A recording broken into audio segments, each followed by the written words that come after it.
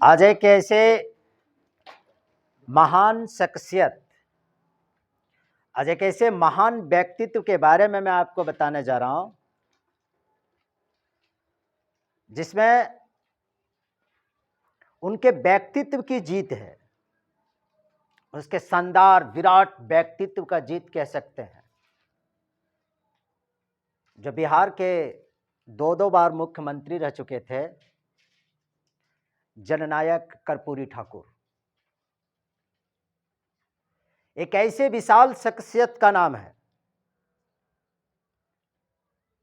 उनका इतना विशाल व्यक्तित्व जो आप इस बात से अंदाजा लगा सकते हैं कि जब वो बिहार के जब मुख्यमंत्री बने थे तो उस वक्त उस जाति के, जिस जाति से कर्पूरी ठाकुर थे ना, उस जाति की संख्या बिहार में मात्र 2 से 2.5% की संख्या, मात्र 2 से 2.5% की संख्या थी। और आज भी बहुत बड़ी संख्या नहीं है। हजाम समाज की बहुत बड़ी संख्या नहीं है,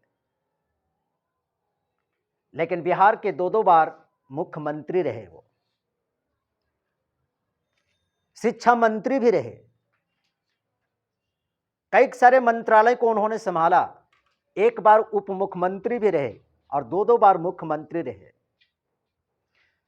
आखिर ये कोई कल्पना कर सकता है कि जिस समाज की जनसंख्या मात्र 2 से 2.5% की जनसंख्या हो और इतने बड़े ओहदे पर वो पहुंच जाए, वह संख्या के बदौलत पहुंचे, अपने विराट व्यक्तित्व के वजह से, समाज के प्रति समर्पण की वजह से पहुंचे, है ना। 2%, 2.5% की जनसंख्या बहुत बड़ी जनसंख्या तो नहीं होता है जो किसी व्यक्ति को सत्ता पर काबिज कर दे, लेकिन ऐसे विराट व्यक्तित्व वाले व्यक्ति जिसे दुनिया, भारत जननायक के नाम से जानते हैं लोग, जिनका नाम है कर्पूरी ठाकुर। वे सिर्फ अपने ही समाज के नेता नहीं थे जी, दबे कुचले पिछड़े दलितों के भी वो नेता थे। उन सबों की आवाज को उन्होंने उठाई। इतना विशाल व्यक्तित्व, विराट व्यक्तित्व उनका, जिनको वर्तमान देश के प्रधानमंत्री उनकी समर्पण को देखते हुए कि समाज के प्रति उन्होंने क्या समर्पण किया, एक सम्मान से परिवार से होते हुए भी एक श्रेष्ठ पद पर पहुंचे। उनको सम्मान देने के लिए वर्तमान भारत के प्रधानमंत्री ने उन्हें देश का सर्वोच्च नागरिक सम्मान भारत रत्न से सम्मानित किया। उनको 23 जनवरी 2024 को आनी कल, बीता हुआ जो कल है, उस दिन को उन्होंने देने की घोषणा की। ये बहुत बड़े सम्मान की बात है। आप सोच सकते हैं कि क्या ये जो सम्मान, जो भारत रत्न से जो उन्हें जो नवाजा गया, ये क्या कोई किसी व्यक्ति को नवाजा नहीं किया है, बल्कि क्या उनके व्यक्तित्व को सम्मान देने के लिए किया गया। उनके व्यक्तित्व को, इनका विराट व्यक्तित्व था। ईमानदारी के बारे में तो कुछ कहना ही नहीं है। वो कितने ईमानदार व्यक्ति थे, ईमानदार व्यक्तित्व था उनका, ये तो कहा ही नहीं जा सकता है, शब्दों में बयां ही नहीं की जा सकती है। अभी हम कुछ एक दो बात को हम बताएंगे उनकी ईमानदारी की, कि वो कितने ईमानदार व्यक्तित्व था उनका। उनका नारा था, 100 में 90 शोषित हैं, 100 में 90 शोषित हैं, शोषितों ने ललकारा है। कमाल की बात है कि 100 में 90 लोग शोषित हैं और शोषितों ने ललकारा है। शोषित मतलब जो दबे दबे कुचले, जो आर्थिक रूप से, शैक्षिक रूप से, सामाजिक रूप से, राजनीतिक रूप से एकदम जो बिल्कुल पिछड़ा हुआ, जो शोषित है, उसी को शोषित कहते हैं। जो 90% शोषित थे, उन लोगों ने ललकारा है, धन, धरती और राजपाट में 90 भाग हमारा है। कितनी बेहतरीन बात कही उन्होंने। 100 में से 90 ने ललकारा है, धन, धरती और राजपाट। इसका मतलब यह हो गया कि धन पर, देश के धन पर, देश की धरती पर, देश के राजपाट पर मात्र 10% लोगों का ही कब्जा था। 90% लोग तो एकदम बिल्कुल शोषित थे कि नहीं थे। इन्होंने नारा दिया शोषितों को आर्थिक, शैक्षिक, राजनीतिक स्तर से ऊपर लाने के लिए, उसको आंदोलन करने के लिए जिन्होंने जो प्रेरित जो दिया, कितना अच्छा नारा इन्होंने दिया, कितना साधारण नारा दिया, जो जन जन तक पहुंच गया, जिसकी वजह से इन्हें जननायक कर्पूरी ठाकुर के नाम से जाना जाता है। क्या दिया नारा? 100 में 90 शोषित हैं।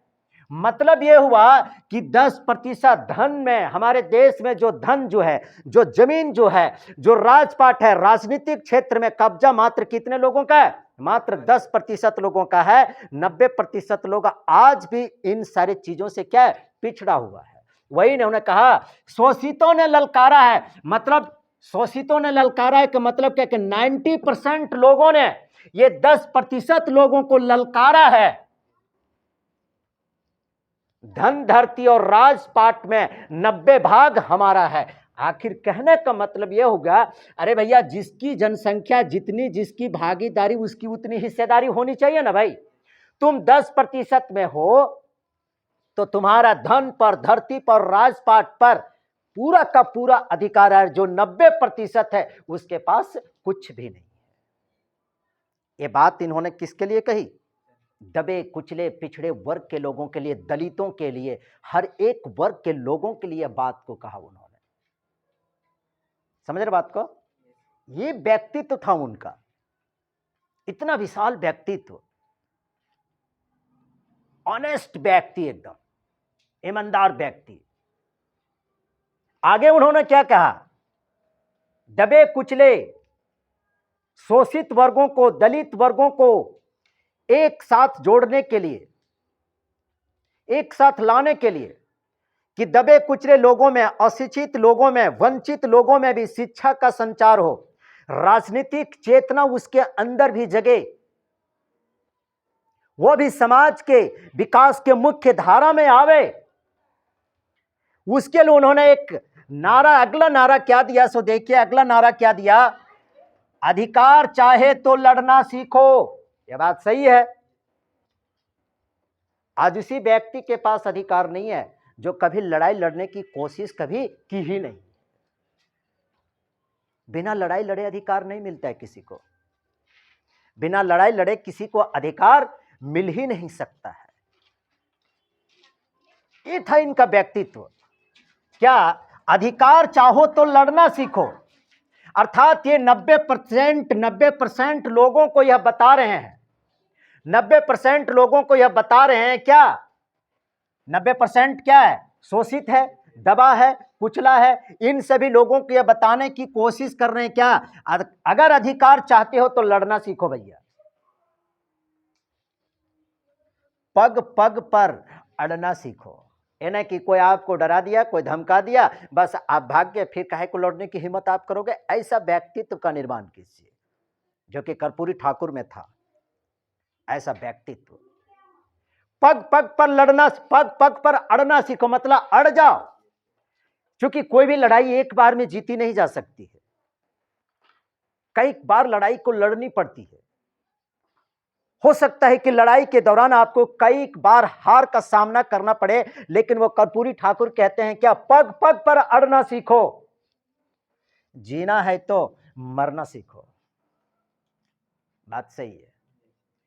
अगर कोई व्यक्ति सचमुच में अगर सम्मान पूर्वक अगर जीवन जीना चाहता है ना, सम्मान पूर्वक जीवन जीना चाहता है, गरिमा पूर्वक अगर कोई व्यक्ति जीवन जीना अगर चाहता है, कानून अलग की बात है, सरकार की धाराएं अलग बात है, वो आपको बाद में बचाएगा, लेकिन किसी भी व्यक्ति के अंदर, हर व्यक्ति के अंदर ये हथियार तो कम से कम इतनी चेतना और इतनी डेडिकेशन और इतना व्यक्तित्व को उसके अंदर तो होना ही चाहिए। क्या अगर कोई व्यक्ति अगर अधिकार चाहता है तो उसको लड़ने के लिए सीखना पड़ेगा। अधिकार चाहो तो लड़ना सीखो, पग पग पर अड़ना सीखो, जीना है तो मरना सीखो। समाज के हर एक वर्ग के लोगों को इस नारा ने जोड़ दिया एकदम पूरी तरीके से। ऐसा व्यक्तित्व, चमकदार व्यक्तित्व। बिहार में वो जिस जाति से, हजाम जाति से थे, मात्र 2 से 2.5% की संख्या, और अपने विराट व्यक्तित्व के बदौलत वह मुख्यमंत्री के पद को भी उन्होंने सुशोभित किया। अपनी जाति के बदौलत, अपनी जमात के बदौलत उन्होंने ऐसा विराट व्यक्तित्व को अपनाया, इतना विराट व्यक्तित्व को अपने अंदर डेवलप किया कि हर एक जाति वर्ग के लोगों ने उनको स्वीकार किया, तो उनके व्यक्तित्व को स्वीकार किया। समझ रहे बात को? खास बात यह है, जब कर्पूरी ठाकुर जब बिहार के जब मुख्यमंत्री जब बन गए ना, उसके बावजूद भी उन्हें अपमान होना पड़ा, उनके परिवार को भी अपमानित होना पड़ा था। उनके परिवार किस प्रकार से अपमानित होते हैं, मैं एक दो उदाहरण को मैं बताता हूं कि किस प्रकार से उनका परिवार अपमानित हो गया। अगर आज के डेट में आज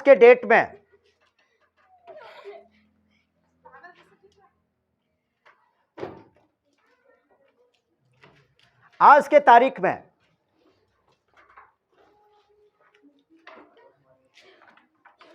अगर किसी के घर में एक सामान्य सा अगर कोई विधायक बन जाता है ना, सुनिए, अगर एक विधायक भी बन जाता है ना, तो उसके परिवार को, उसके परिवार से कोई दुश्मनी नहीं लेता है। बाप रे बाप, क्यों? विधायक है, तुरंत पुलिस बुला देगा, तुरंत तुम्हारे ऊपर क्या हो जाएगा, केस हो जाएगा, मुकदमा हो जाएगा। ऐसा होता है कि नहीं होता है? अगर किसी घर के परिवार में, सुनो, अगर किसी घर के परिवार में किसी सदस्य में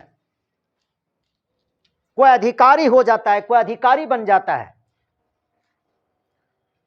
तो उसके पूरे घर वाले से लोग डरने लगते हैं, मत बोलने जाओ,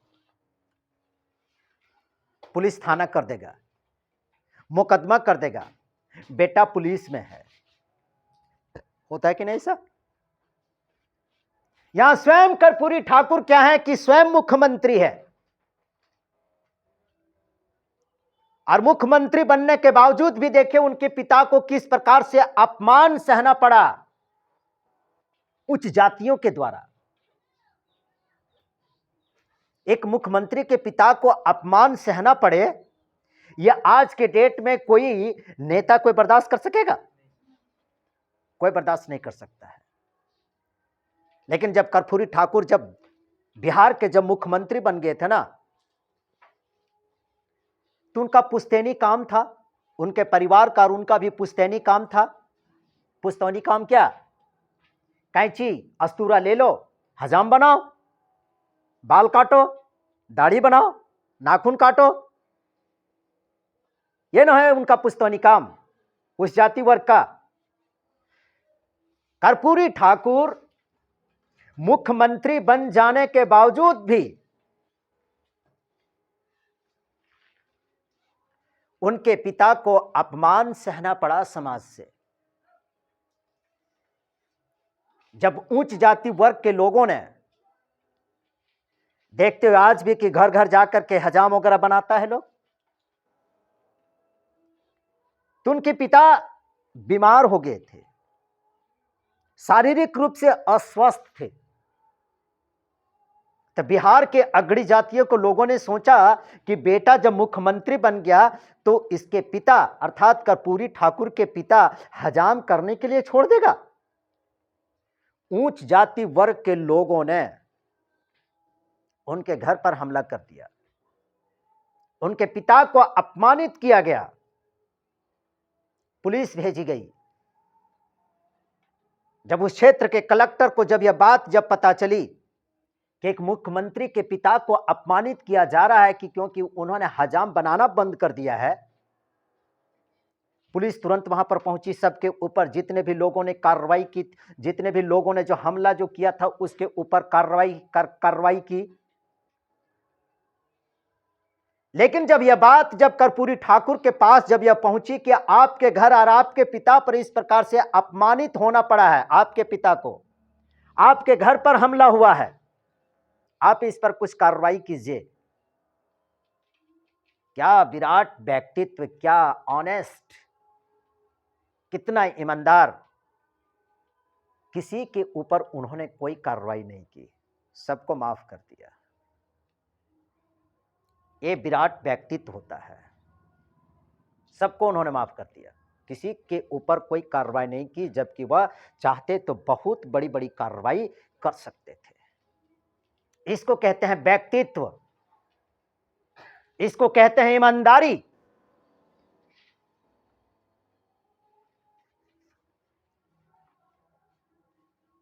एक दूसरा ईमानदारी का मैं उदाहरण को मैं बताता हूं।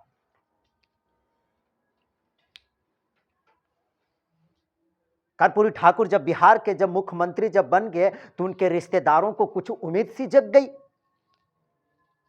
तो उनके खुद बहनोई, कर्पूरी ठाकुर के बहनोई, उनके जीजा एक उम्मीद लेकर के कर्पूरी ठाकुर के पास पहुंचते हैं, एक उम्मीद लेकर के। क्या है?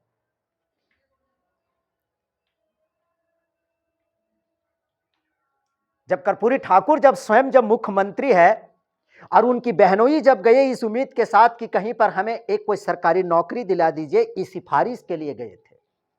कौन? कर्पूरी ठाकुर के बहनोई, कि कहीं पर एक कोई सिफारिश करके कोई छोटी मोटी कोई नौकरी दिला दीजिए। जानते हो कर्पूरी ठाकुर ने क्या कहा था? उनको पैसा दे दिया, अपनी बहनोई को उन्हें पैसा दे दिया और उन्होंने उनको सीधा कहा कि बाजार जाओ, अस्तूरा खरीदो, कैंची खरीदो और अपना जो पुश्तैनी काम जो है उस काम को शुरू करो। लेकिन उन्होंने किसी भी विभाग में कोई सिफारिश नहीं की कि मेरे घर का परिवार का सदस्य, इसे कोई एक छोटी मोटी नौकरी दे दीजिए। चाहते तो बहुत बड़ा कुछ कर सकते थे। मुख्यमंत्री किसी भी विभाग में कहीं पर भी उनको नौकरी लगा सकते थे कि नहीं? नहीं, उन्हें पैसा दे दिया, अस्तूरा खरीदने के लिए कहा और अपना पुश्तैनी काम करने के लिए उन्होंने प्रेरित किया मुख्यमंत्री होते हुए। ये क्या दर्शाता है? कर्पूरी ठाकुर की ईमानदारी और कर्पूरी ठाकुर का व्यक्तित्व को दर्शाता है कि कितना विशाल व्यक्तित्व और कितना ईमानदारी उनके अंदर थी। ऐसा व्यक्तित्व, ऐसी पर्सनैलिटी वाले देश, ऐसी पर्सनैलिटी वाले एक नेता हमारे देश में हुए। यूं ही उन्हें जननायक नहीं कहा गया है। जननायक कहने के पीछे वजह है कि उन्हें जननायक क्यों कहा जाता है। उनकी समर्पण समाज के प्रति। उनके पिता का अपमान हुआ, हमने बताया। ईमानदारी की प्रकाष्ठा तो यह थी कि दो टर्म मुख्यमंत्री रहने के बावजूद उनके अपने एक कार नहीं थी। कार तो दूर की बात है, उनका अपना कोई घर तक नहीं था। क्या? अपना एक घर तक नहीं था। मुख्यमंत्री थे, महल बना लेते ना, आम जनता के पैसे को लेकर के महल बना लेते, लेकिन अपना कोई घर नहीं था उनका। ये क्या बताता है? ये जननायक का परिचायक है कि जननायक लोग यूं ही नहीं बन जाते हैं। जननायक बनने के लिए त्याग, बलिदान और तपस्या करनी पड़ती है। ऐसे कोई जननायक नहीं बन जाता है। क्या इस प्रकार की ईमानदारी और इस प्रकार का व्यक्तित्व आज के वर्तमान समय में शायद ही कुछ एक दो नेताओं के जीवन में आपको देखने को मिल सकता है क्या? बाकी तो फिल्मी डायलॉग तो है ये है कि 100 में 99 बेईमान फिर भी मेरा देश महान। तो ये सारे जो व्यक्तित्व जो है ना, हमारे समाज को सींचा है, हम सबों को एक नई दिशा दी है, हम सबों के एक नई रास्ता दिखाया है। आगे आने वाली पीढ़ी किस प्रकार से बेहतरीन तरीके से सारे अधिकारों को वह प्राप्त कर सके, ऐसे ऐसे जननायकों ने बुनियाद रखी है हमारे देश में। ऐसे ऐसे जननायकों ने, इसके लिए देश के अभी जो वर्तमान जो प्रधानमंत्री हैं, समाज के प्रति उनकी समर्पण, उनका विराट व्यक्तित्व और उनके तपस्या के लिए समाज के प्रति उनको सम्मान देने के लिए देश का जो सर्वोच्च नागरिक सम्मान जो होता है 23 जनवरी आनी कल ही उन्हें भारत रत्न से सम्मानित किया है। ऐसे व्यक्ति को ही ऐसे सम्मान देना चाहिए। और मैं तो ये कहता हूं कि कर्पूरी ठाकुर को जो भारत रत्न जो सम्मान जो दिया गया है ना, ये सम्मान से उनका व्यक्तित्व कई गुना श्रेष्ठ है, कई गुना श्रेष्ठ है इस सम्मान से। इसलिए मैं बार बार ये कहता हूं आप लोगों को, कभी कभी स्टूडेंट लाइफ में बहुत महान महान नेता हुए हैं हमारे देश में। कभी पढ़ लिया करो उसकी जीवनी को, कभी पढ़ लिया करो जीवनी को उसकी। कोई साधन नहीं, कोई साधन नहीं, लेकिन ऐसे ऐसे श्रेष्ठ पद पर वो पहुंचे हैं जिसकी कल्पना भी नहीं कर सकते हो। इतने श्रेष्ठ पदों पर पहुंचे। इसलिए जीवनी को कभी पढ़ा करो, कभी किसी व्यक्तित्व का। समझ रहे बात को? इसलिए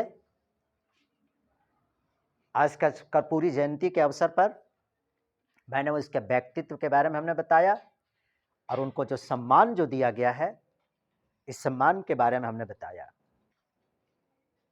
और अंत में मैं ये कहना चाहूंगा, इस पंक्ति को फिर से मैं दोहरा करके कहना चाहूंगा कि 100 में 90 शोषित हैं।